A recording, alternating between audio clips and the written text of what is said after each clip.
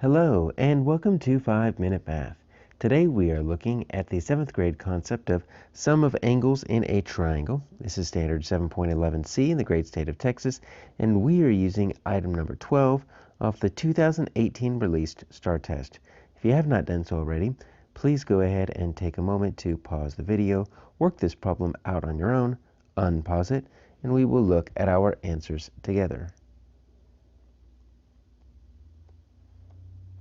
So we actually do not have a triangle in this one, but we do have some complementary angles here. So we're going to use the exact same principles as if we were trying to figure out the angles in a triangle, but they're going to give us the sum of the measures of angle M and angle R are 90. So we know that complementary angles are two angles that add up together to make 90 degrees. So let me just kind of visually show you that. So here's our 90 degrees. That's our square corner. If they add up to 180, those are supplementary angles. So complementary angles, let's see. We've got angle M is the one we don't know. Angle R is 55. So 45 is a direct split. So 55 is going to be a little bit higher than that. So I'm going to try to make it maybe a little bit higher right here. So I'm going to make this angle R. I'm going to make this angle M. We know that both of those together equal 90 degrees. So angle R is what they give us. That's 55 degrees. And then we've got angle M. We've got 5x plus 10 degrees.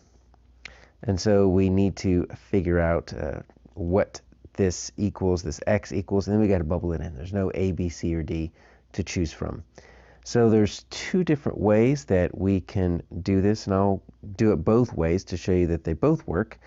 Our first way is just to put these into just a basic equation. We know that M plus R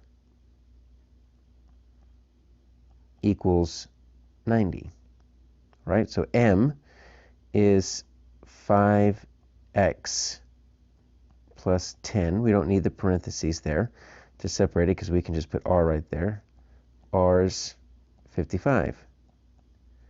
And that's 90. So let me just add like terms. I've got 5x plus 65 equals 90. Well, we know what to do here. We're going to use our inverse order of operations to kind of isolate this variable here.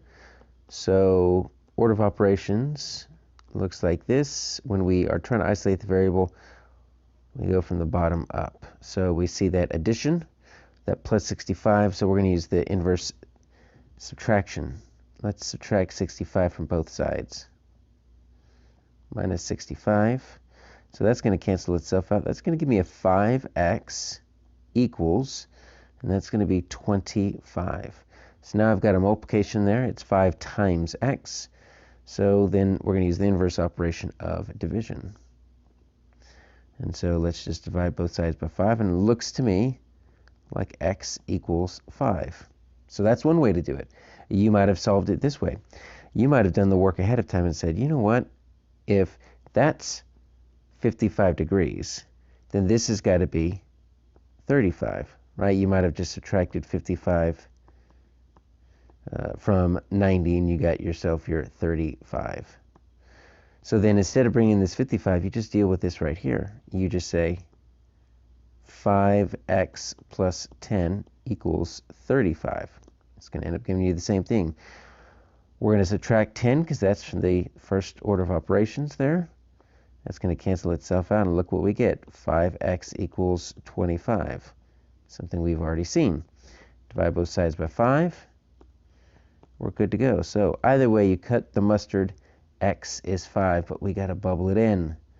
So let's just make sure we look at our little chart here. We've got a long, narrow column with the decimal that divides it. We don't bubble in anything there. We got 2 digits to the right, 4 digits to the left. Our 5, it's just going to be a 5 right here in the ones place.